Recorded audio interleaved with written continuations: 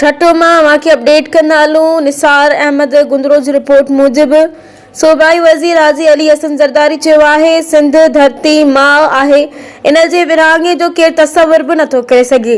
हिंदुस्तानी zero वज़ीर जे ॾिनल बयान में का बि सदाकत नाहे।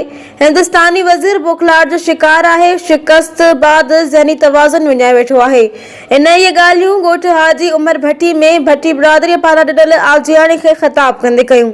सूबाई वज़ीर हाजी अली हसन ज़रदारी चयो त पीपी सिंध में इम्कानी इंतज़ामी यूनिटनि जी सख़्त मुखालिफ़त करे पई ऐं कई आहे। कराची ऐं सखर जेल में ख़तरनाक कैदी मौजूद आहिनि, पर सिक्योरिटी इंतिहाई सख़्त कई वई आहे।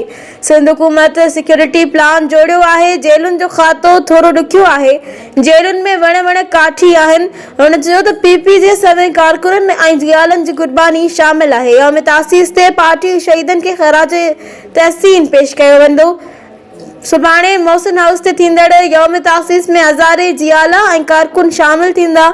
पीपी ग़रीब ऐं पोरियत तबक़े जा नुमाइंदा जमात आहे ऐं मूं पंहिंजे वसाहर पार्टी क़यादत जी महिरबानी सां तरक़ियाती कम कराया आहिनि। इन सां कंहिंखे तकलीफ़ थिए थी त भली थिए।